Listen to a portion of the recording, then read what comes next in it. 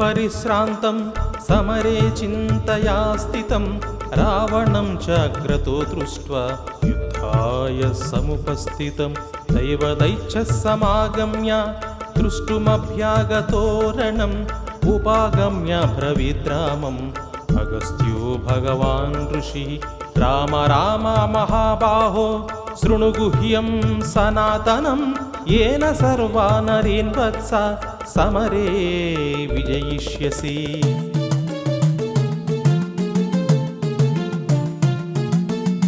आदित्यहृदयं पुण्यं सर्वशत्रुविनाशनं जयावहं जपे नित्यम् अक्षह्यं परमं शिवं सर्वमङ्गलमाङ्गल्यं सर्वपापप्रणाशनं चिन्ताशोकप्रशमनम् आयुर्वर्धनमुत्तमं रश्मिमन्तं समुद्यन्तं देवासुरनमस्कृतं पूजयस्व विवस्वन्तं भास्करं भुवनेश्वरम्।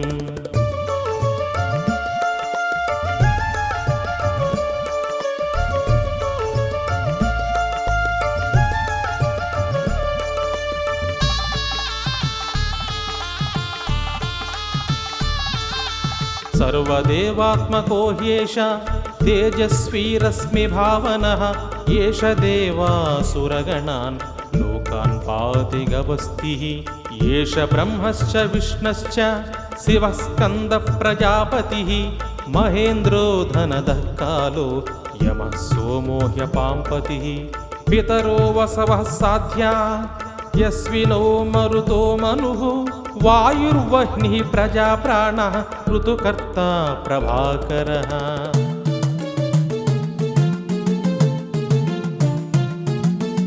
आदित्यः सविता सूर्यः खगः पुषा गवस्तिमान् सुवर्णसदृशो भानुः हिरण्यरेता दिवाकरः हरितस्वः सहस्रार्चिः सप्तसप्तिर्मरीचिमान् तिमिरोन्मदनः शम्भुः त्वष्टा मार्ताण्डपुंसुमान् हिरण्यगर्भः शिशिरः तपनो भास्करो रविः अग्निगर्भोदितेः पुत्रः शङ्खः शिशिरन्नाशनः।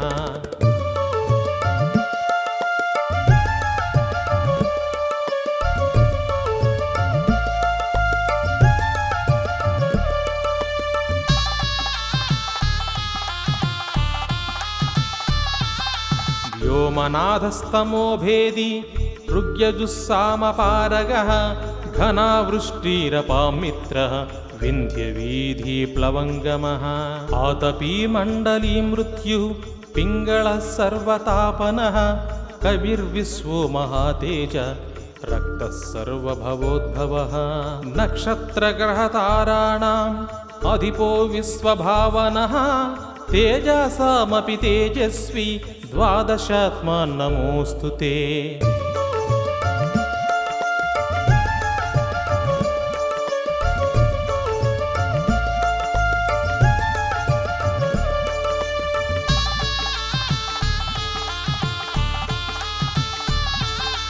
नमः पूर्वाय गिरये पश्चिमायाद्रये नमः ज्योतिर्गणानां पतये दिनाधिपतये नमो नमः जयाय जयभद्राय हर्यस्वाय नमो नमः सहस्रांशो आदित्याय नमो नमः नम उग्राय वीराय सारंगाय नमो नमः नमः पद्मप्रबोधाय मार्ताण्डाय नमो नमः।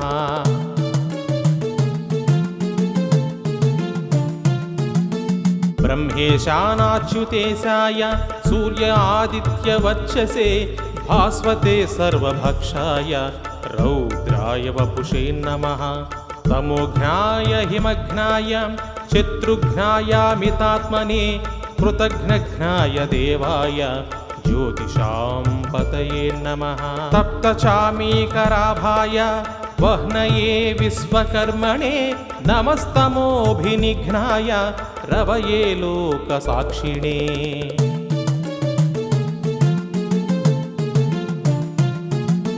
नाशयत्येष वैभूतं तदेव सृजति प्रभुः पायत्येष तपत्येष वर्षत्येष गभस्तिभिः एष सुप्तेषु जागर्ति भूतेषु परिनिष्ठितः एष एवाग्निहोत्रं च फलं चैवाग्निहोत्रिणां वेदाच्चक्रतवच्चैव क्रतूनां फलमेव च यानि कृत्यानि लोकेषु सर्व एष रविप्रभुः।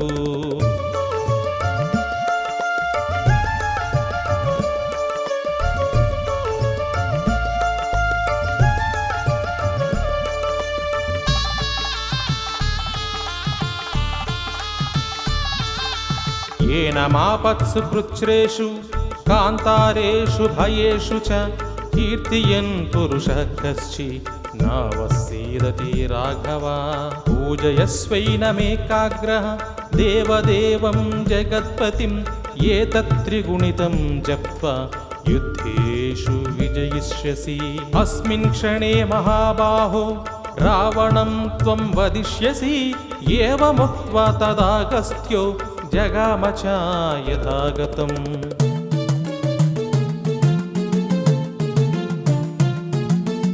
एतच्छ्रुत्वा महातेजः नष्टशोको भवत्तथा धारयामास सुप्रीतः राघवः प्रयतात्मवान् आदित्यं प्रेक्ष्य जप्त्वा तु परं हर्षमवाप्तवान् त्रिराचम्य शुचिर्भूत्वा धनुरादाय वीर्यवान् रावणं प्रेक्ष्य हृष्टात्मा युद्धाय समुपागमत् सर्वयत्नेन महता वधे तस्य धृतोऽभवत्।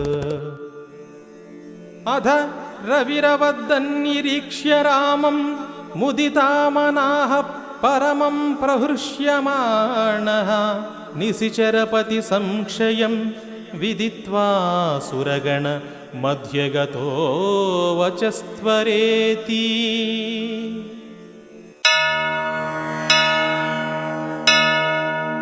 आदिदेव नमस्तुभ्यं प्रसीद मम भास्कर दिवाकर नमस्तुभ्यं प्रभाकर नमोस्तुते। एहि सूर्यसहस्रांशो तेजोरासे जगत्पते अनुकम्पय मां प्रीत्या गृहाणार्घ्यं दिवाकर। नमः सवित्रे जगदेकचक्षुषे जगत्प्रसूतिस्थितिनाशहेतवे त्रयीमयाय त्रिगुणात्मधारिणे विरिञ्चि नारायण शङ्करात्मने।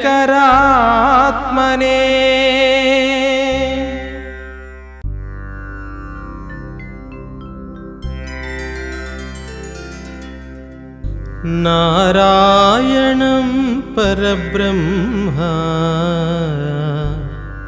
सर्वकारणकारकम्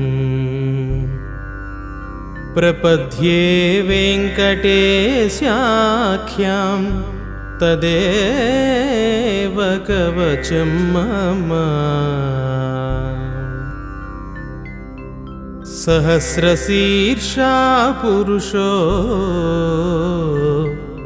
वेङ्कटेशशिरोवतु प्राणेश प्राणनिलयः प्राणं रक्षतु मे हरिः। आकाशराट्सुतानाथा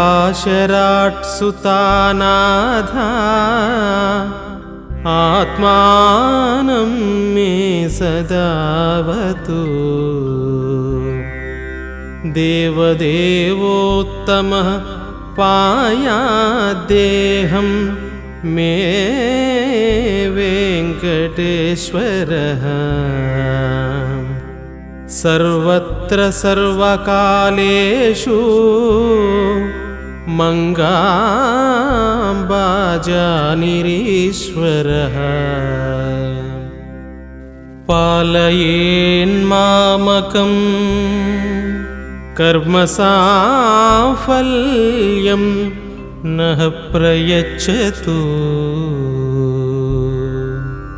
य एतद्वज्रकवचमभेद्यं वेङ्कटेश्वरः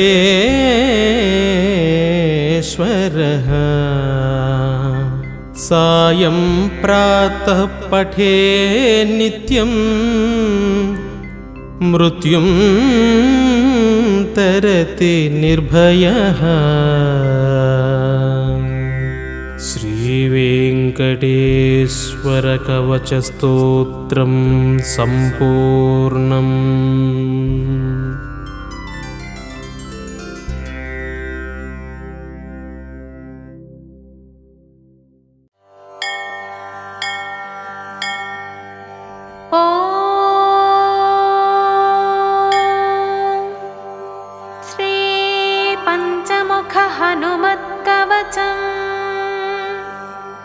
अस्य श्री पंचमुख हनुमत् मंत्रस्य ब्रह्मा ऋषिः गायत्री छन्दः पंचमुख विराट् हनुमान् देवता ह्रीं बीजं श्रीं शक्तिः क्रौं कीलकं क्रूं कवचं क्रैमस्त्राय फट् इति दिग्बन्धः। श्रीगरुड उवाच अथ ध्यानं प्रवक्ष्यामि शृणु सर्वाङ्गसुन्दरी यत्कृतं देवदेवेन ध्यानं हनुमतः प्रियं पञ्चवक्त्रं महाभीमं त्रिपञ्चनयनैर्युतं बाहुभिर्दशभिर्युक्तं सर्वकामार्थसिद्धिदं पूर्वं तु वानरं वक्त्रं कोटिसूर्यसमप्रभं दंष्ट्राकराळवदनं भ्रुकुटीकुटिलेक्षणम् अस्यैव दक्षिणं वक्त्रं नारसिंहं महाद्भुतम् अत्युग्रतेजो वपुषं भीषणं भयनाशनं पश्चिमं गारुडं वक्त्रं वक्रतुण्डं महाबलं सर्वनागप्रशमनं विषभूतादिकृन्तनम् उत्तरं सौकरं वक्त्रं कृष्णं दीप्तं नभोपवं पातालसिंहवेतालज्वररोगादिकृन्तनम् ऊर्ध्वं हयाननं घोरं दानवान्तकरं परं येन वक्त्रेण विप्रेन्द्रतारकाख्यं महासुरं जघानशरणं तत्स्यात् सर्वशत्रुहरं परं ध्यात्वा पञ्चमुखं रुद्रं हनुमन्तं दयानिधिं खड्गं त्रिशूलं खड्वाङ्गं पाशमङ्कुशपर्वतं मुष्टिं कौमोदिकं वृक्षं धारयन्तं कमण्डलुं भिन्दिपालं ज्ञानमुद्रां दशभिर्मुनिपुङ्गवम् एतान्यायुधजालानि धारयन्तं भजाम्यहं प्रेतासनोपविष्टं तं सर्वाभरणभूषितं दिव्यमाल्याम्बरं धरं दिव्यगन्धानुलेपनं सर्वाश्चर्यमयं देवं हनुमद्विश्वतोमुखं पञ्चास्यमच्युतमनेकविचित्रवर्णवक्त्रं शशाङ्कशिखरं कपिराजवर्यं पीताम्बरादिमुकुटैरुपशोभिताङ्गं पिङ्गाक्षमाद्यमनिशं मनसा स्मरामि मर्कटेशं महोत्साहं सर्वशत्रुहरं परं शत्रुं संहर मां रक्ष श्रीमन्नापदमुद्धर हरिमर्कटमर्कटमन्त्रमिदं परिलिख्यति लिख्यति वामतले यदि नश्यति नश्यति शत्रुकुलं यदि मुञ्चति मुञ्चति वामलत ॐ हरिमर्कटाय स्वाहा। ॐ नमो भगवते पञ्चवदनाय पूर्वकपिमुखाय सकलशत्रुसंहारकाय स्वाहा। ॐ नमो भगवते पञ्चवदनाय दक्षिणमुखाय कराळवदनाय नरसिंहाय सकलभूतप्रमथनाय स्वाहा। ॐ नमो भगवते पञ्चवदनाय पश्चिममुखाय गरुडाननाय सकलविषहराय स्वाहा। ॐ नमो भगवते पञ्चवदनाय उत्तरमुखाय आदिवराहाय सकलसम्पत्कराय स्वाहा। ॐ नमो भगवते पञ्चवदनाय ऊर्ध्वमुखाय हयग्रीवाय सकलजनवशङ्कराय स्वाहा। ॐ अस्य श्रीपञ्चमुख हनुमन्मन्त्रस्य श्रीरामचन्द्र ऋषिः अनुष्टुप् छन्दः पञ्चमुखवीर हनुमान् देवता हनुमान् इति बीजं वायुपुत्र इति शक्तिः अञ्जनीसुत इति कीलकं श्रीरामदूत हनुमत्प्रसादसिद्ध्यर्थे जपे विनियोगः इति ऋष्यादिकं विन्यसेत्। अथ करन्यासः। ॐ अञ्जनीसुताय अङ्गुष्ठाभ्यां नमः। ॐ रुद्रमूर्तये तज्जनीभ्यां नमः। ॐ वायुपुत्राय मध्यमाभ्यां नमः। ॐ अग्निगर्भाय अनामिकाभ्यां नमः। ॐ रामदूताय कनिष्ठिकाभ्यां नमः। ॐ पञ्चमुख हनुमते करतलकरपृष्ठाभ्यां नमः। अथ अङ्गन्यासः। ॐ अञ्जनीसुताय हृदयाय नमः। ॐ रुद्रमूर्तये शिरसे स्वाहा। ॐ वायुपुत्राय शिखायै वषट्। ॐ अग्निगर्भाय कवचाय हुम्। ॐ रामदूताय नेत्रत्रयाय वौषट्। ॐ पञ्चमुख हनुमते अस्त्राय फट्। पञ्चमुख हनुमते स्वाहा इति दिग्बन्धः। अथ ध्यानम्। वन्दे वानरनारसिंह खगराट्क्रोडाश्ववक्त्रान्वितं दिव्यालङ्करणं त्रिपञ्चनयनं देदीप्यमानं वृथा अस्ताब्जैरसिखेटपुस्तकसुधा कुम्भाङ्कुशाद्रिं हलं खट्वाङ्गं फणिभूरुहं दशभुजं सर्वारिवीरापहम्। अथ मन्त्रः। ॐ श्रीरामदूताय आञ्जनेयाय वायुपुत्राय महाबलपराक्रमाय सीतादुःखनिवारणाय लङ्कादहनकारणाय महाबलप्रचण्डाय फाल्गुनसखाय कोलाहलसकलब्रह्माण्डविश्वरूपाय सप्तसमुद्रनिर्लङ्घनाय पिङ्गळनयनाय अमितविक्रमाय सूर्यबिम्बफलसेवनाय दुष्टनिवारणाय दुष्टिनिरालङ्कृताय सञ्जीविनी सञ्जीविताङ्गद लक्ष्मण महाकपिसैन्यप्राणदाय दशकण्ठविध्वंसनाय रामेष्ठाय महाफाल्गुणसखाय सीतासहित रामवरप्रदाय षट्प्रयोगागम पञ्चमुख वीर हनुमन्मन्त्रजपे विनियोगः। ॐ हरिमर्कटमर्कटाय बं बं बं बं बं वौषट् स्वाहा। ॐ हरिमर्कटमर्कटाय फं फं फं फं फं फट् स्वाहा। ॐ हरिमर्कटमर्कटाय खें खें खें खें खें मरणाय स्वाहा। ॐ हरिमर्कटमर्कटाय लुं लुं लुं लुं लुं आकर्षित सकलसम्पत्कराय स्वाहा। ॐ हरिमर्कटमर्कटाय धं धं धं धं धं शत्रुस्तम्भनाय स्वाहा। ॐ टं टं टं टं टं कूर्ममूर्तये पञ्चमुख वीर हनुमते परयन्त्रपरतन्त्रोच्चाटनाय स्वाहा। ॐ कं खं गं घं ञं तं झं झं झं ञं टं ठं ढं ढं नं तं थं दं धं नं पं फं बं भं मं यं रं लं वं सं शं सं हं लं शं स्वाहा इति दिग्बन्धः। ॐ पूर्वकपिमुखाय पञ्चमुख हनुमते टं टं टं टं टं सकलशत्रुसंहरणाय स्वाहा।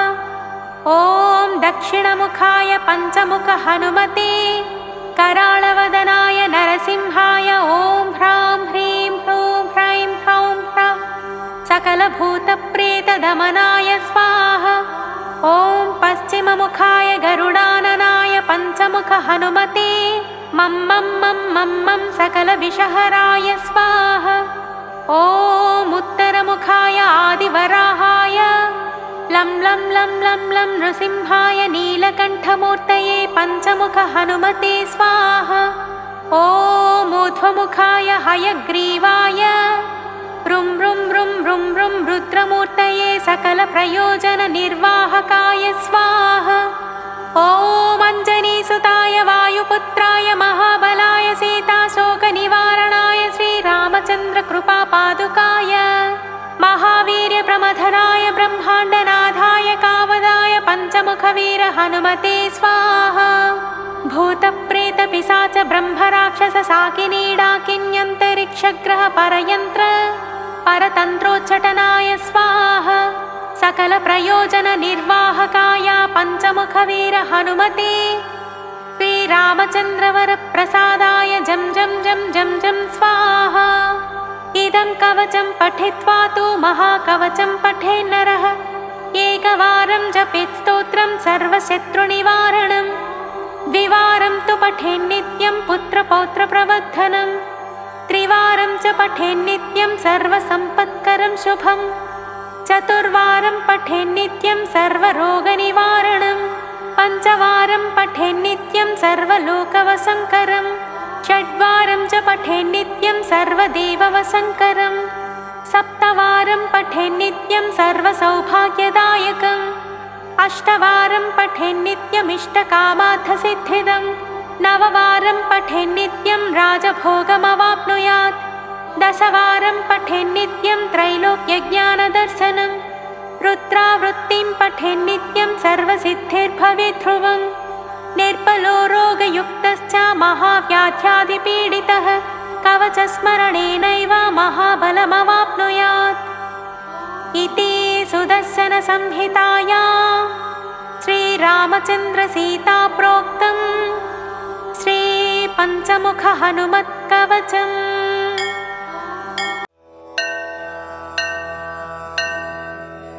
ॐ श्री आदित्यद्वादशनामस्तोत्रम्। आदित्यः प्रथमं नामं, द्वितीयं तु दिवाकरः, तृतीयं भास्करः प्रोक्तं, चतुर्थं तु प्रभाकरः, पञ्चमं तु सहस्रांशु, षष्ठं चैव त्रिलोचनः, सप्तमं हरिदस्वश्च, अष्टमं तु विभावसुः, नवमं दिनकृत् प्रोक्तं, दशमं द्वादशात्मकः, एकादशं त्रयीमूर्ति, द्वादशं सूर्य एव च। द्वादशादित्यनामानि प्रातःकाले पठेन्नरः, दुःस्वप्नो नश्यते तस्य, सर्वदुःखं च नश्यति। दद्रुकुष्ठहरं चैव दारिद्र्यं हरते ध्रुवं, सर्वतीर्थकरं चैव सर्वकामफलप्रदं। यः पठेत् प्रातरुत्थाय भक्त्या स्तोत्रमिदं नरः, सौख्यमायुस्तथारोग्यं लभते मोक्षमेव च। इति श्री आदित्य द्वादशनामस्तोत्रम्।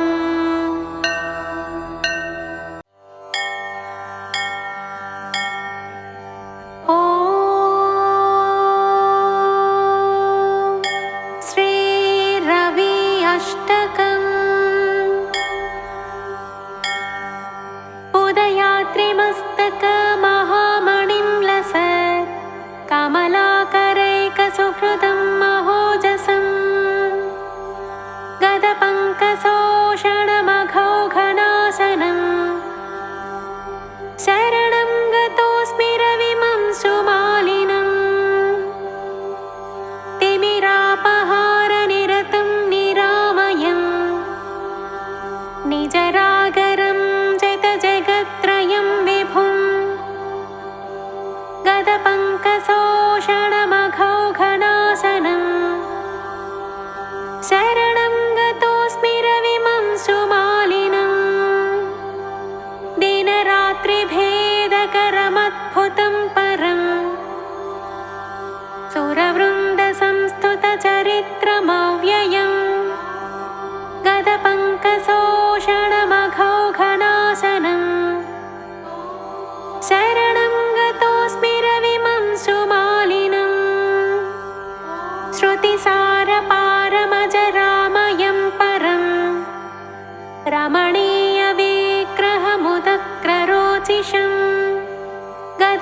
गदपङ्कशोषणमघौघनाशनं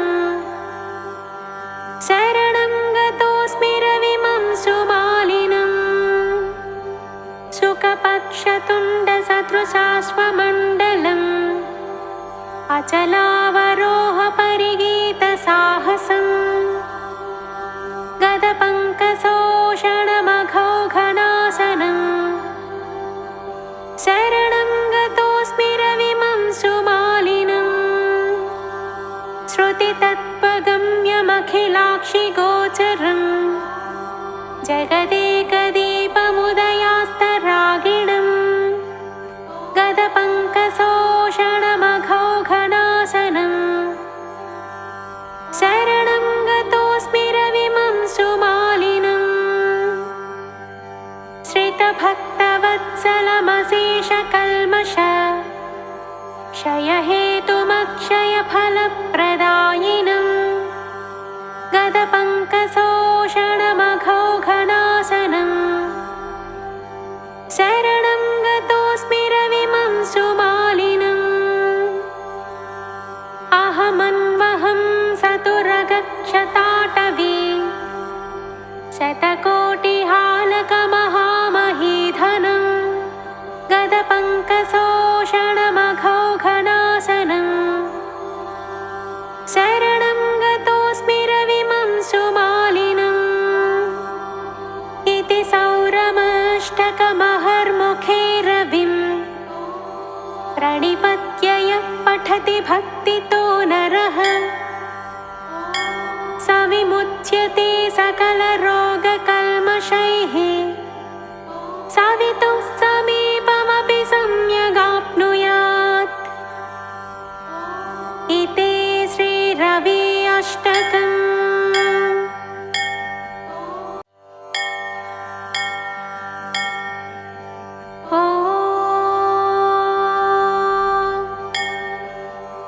श्रीभास्कराष्टकम्।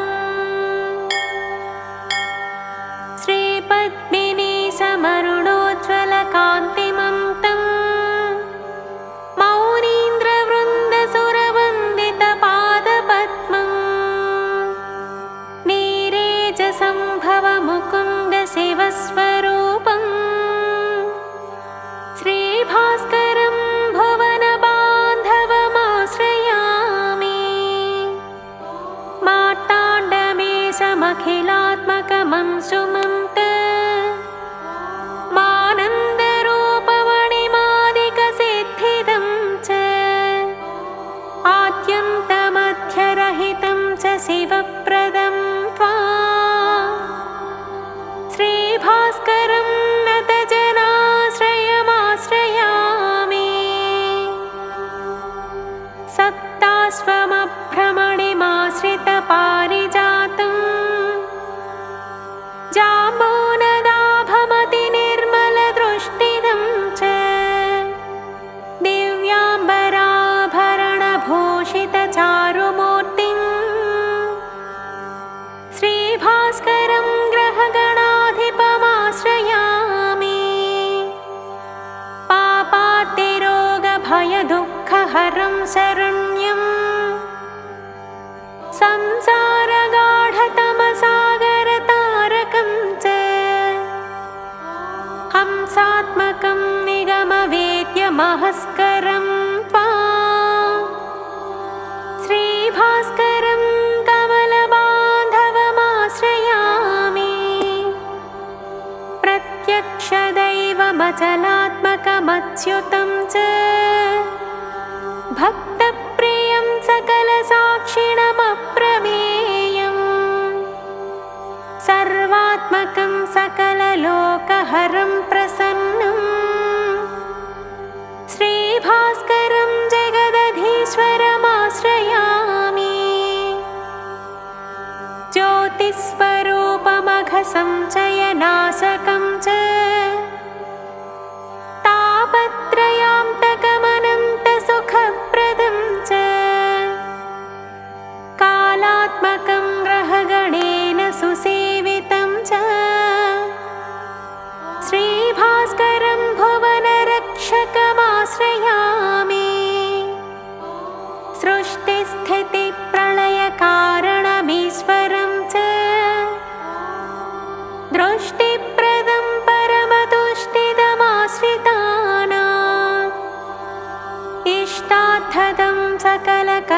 निवारकं च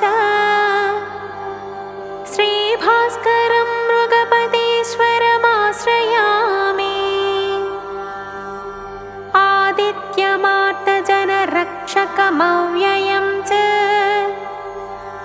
छायाधवं कनकरेतसमग्निगर्भं सूर्यं कृपालुमखिलाश्रयमादिदेवं लक्ष्मी नृसिंहकविपालकमाश्रयामि श्रीभास्कराष्टकमिदं परमं पवित्रम् यत्र श्रुतं च पठितं सततं स्मृतं च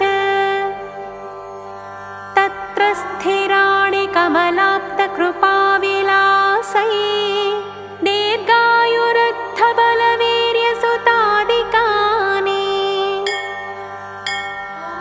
इति श्रीभास्कराष्टकम्।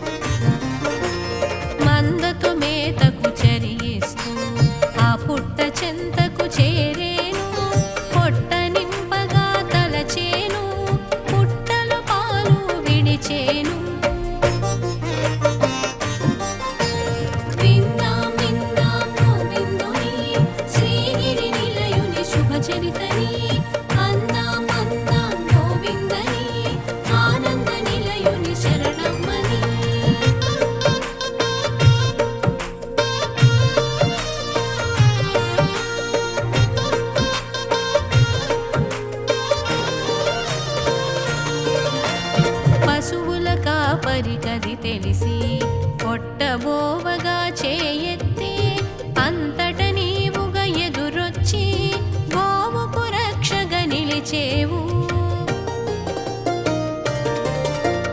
గోపబాలుని కరుణించి తొలి దర్శన భాగ్యము కలిగించి ఘనమగు వరమును వసగేవు, తరతరాలకు సాగించేవు.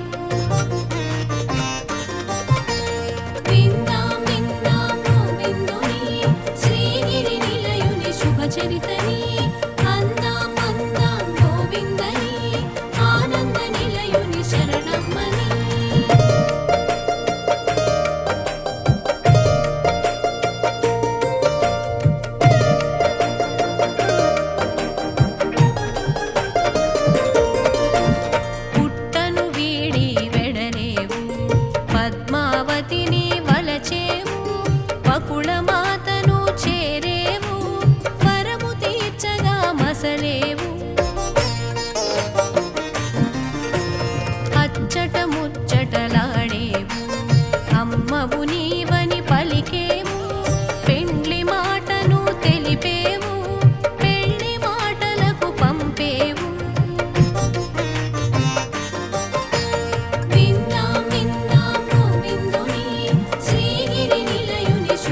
చరితని అందాం అందాం గోవిందని ఆనంద నిలయుని శరణమ్మని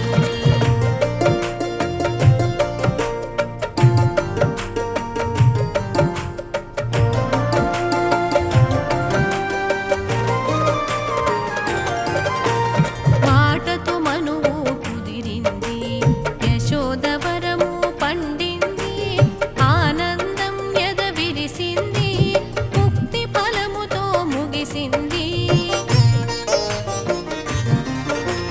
కళ్యాణానికి ఆరంభం కుబేరునితో ఒప్పందం వడ్డీ కాసులకు ఒడంబడి కాసును కూడగట్టేవు విందాం విందాం గోవిందుని శ్రీగిరి నిలయుని శుభచరితని అందాం అందాం గోవిందని ఆనంద నిలయుని శరణమ్మని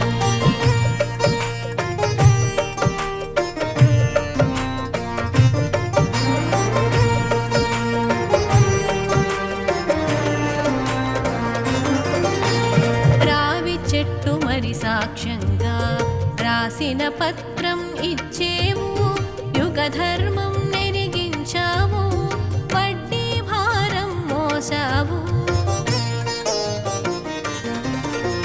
కళ్యాణం మరి విరిసింది కమనీయంగా ముగిసింది సురముని జనులకు సంతోషం భూమి జనులకు ఇది శుభయోగం విందాం విందాం గోవిందుని శ్రీగిరి నిలయుని శుభచరితని అందాం అందాం గోవిందని ఆనంద నిలయుని శరణమ్మని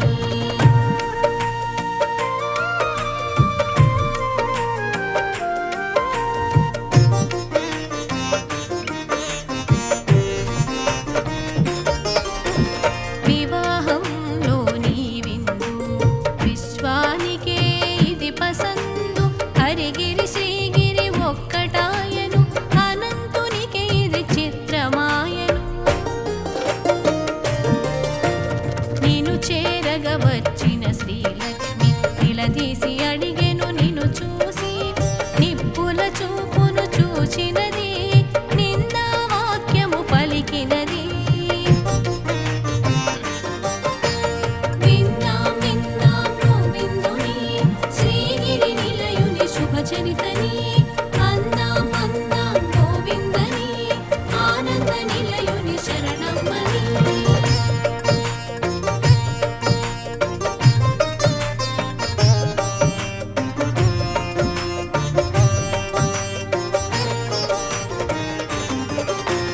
తగవు తీరని తరుణంలో శిలారూపమును దాల్చితివి సజీవ శిల్పమై నిలిచితివి ఏకశిలగా వెలిగితివి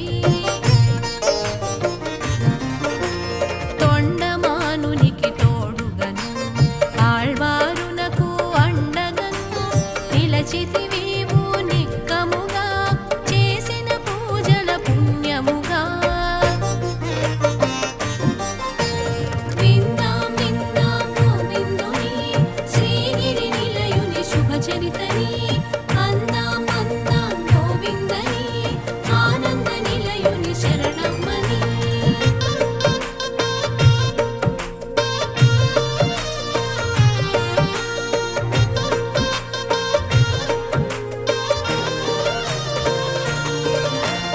బావాజీతో సహవాసం ఆటమాటల సహచర్యం నమ్మకానికి నిదర్శనం నమ్మిన వారికి నిజ దర్శనం చెరసాలలో చిత్రంగా చొరబడ్డావు హాతీగా తెరిపించావు కన్నులను విడిపించావు బంధములు విందాం విందాం గోవిందుని శ్రీగిరి నిలయుని శుభచరితని అందాం అందాం గోవిందని ఆనంద నిలయుని శరణమ్మని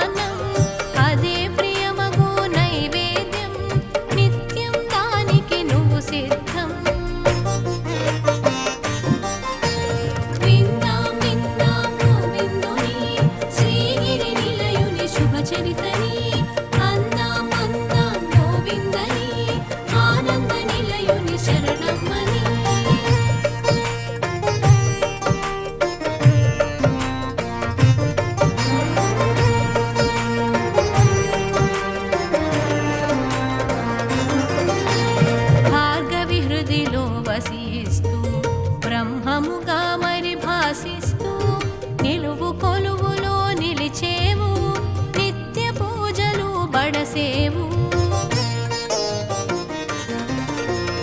ఉడమిని పుట్టిన నదులన్నీ పదమునంటగా నిను చేరి పుష్కరిణిగా రూపం దాల్చేను పుష్కలంబుగా మురిసేను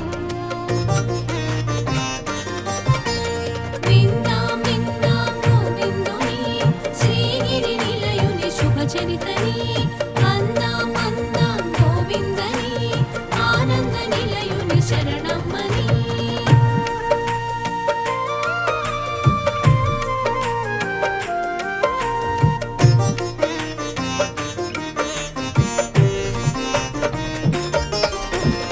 శిరోభారమును తగ్గించ శిరోముండనము కోరేవు పాపభారమును తొలగించ ప్రక్షాళన గావించావు సేవలు పొందెడి నెపముంచి నీ సేవా భాగ్యమునొసగేవు ఒక కళ్యాణమును కల్పించి లోక కళ్యాణానికి నిలిచేవు విందాం విందాం గోవిందుని శ్రీగిరి నిలయుని శుభచరితని అందాం అందాం గోవిందని ఆనంద నిలయుని శరణమ్మని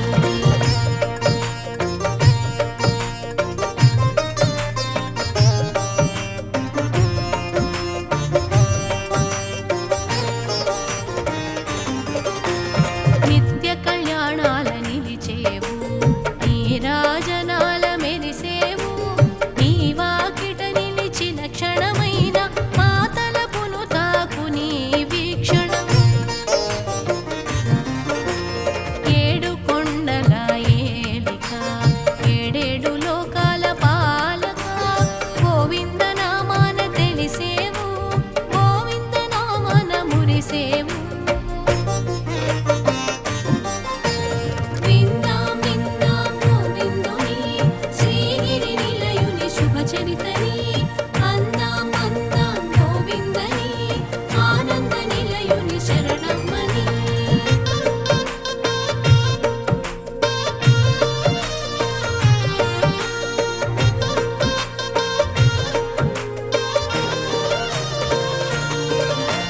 గోవింద నామాన మెరుపున్నది పంచభూతాల ప్రభైనది ఇహ పరముల మెరుగైనది ఆద్యంతములకు రక్ష అయినది పంచాయుధ పరాయణ ఉడమిని చేరిన నారాయణ నరుడై వచ్చెను నందకము పద కవితల తానే ఘనము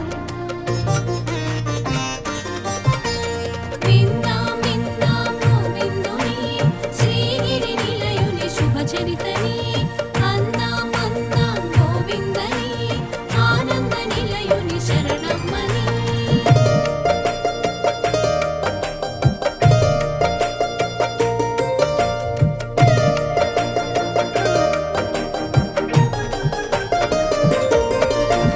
రోజు రోజుకో ఉత్సవము రోజులన్నిట మహోత్సవం వారోత్సవం మాసోత్సవం ఏటేట నీకు బ్రహ్మోత్సవం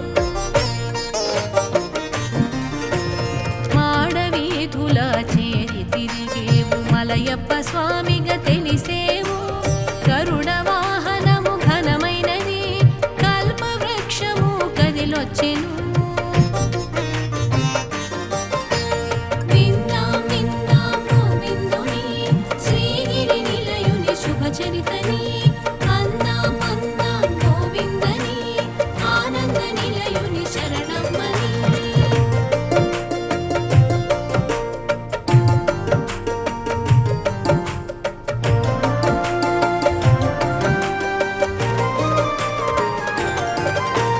నిధులన్నీ నీ చెంత నిక్షేపము నిత్య కళ్యాణాలు నీ పక్షము కలశాభిషేకాలు కమనీయము పారాభిషేకాలు విడ్డూరము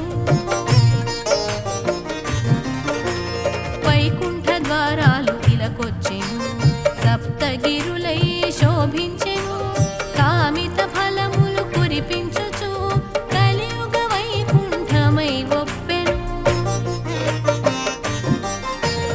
విందాం విందాం గోవిందుని శ్రీగిరి నిలయుని శుభచరితని అందాం అందాం గోవిందని ఆనంద నిలయుని శరణమ్మని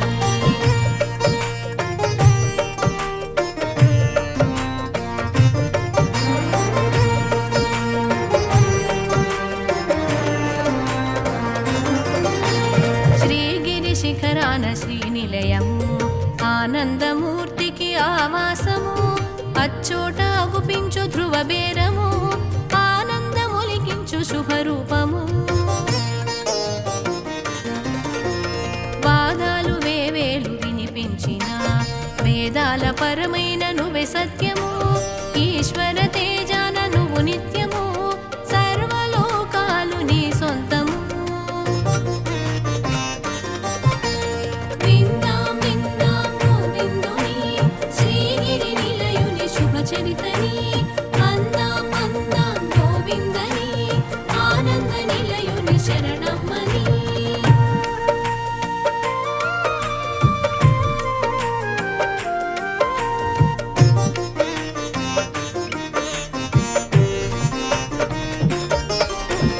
ఇలలోన మా కొరకు వెలసేవు కలిభారం నీ మోపున మోసేవు శ్రీ వెంకటనాయక శరణం సర్వలోక పాలక శరణం ఆశ్రిత జన రక్షక శరణం బ్రహ్మాండ నాయక శరణం శరణం భాగవతోత్తమ శరణం శరణం భవబంధనాశక శరణం శరణం విందాం విందాం గోవిందుని శ్రీగిరి నిలయుని శుభచరితని అందాం అందాం గోవిందని ఆనంద నిలయుని శరణమ్మని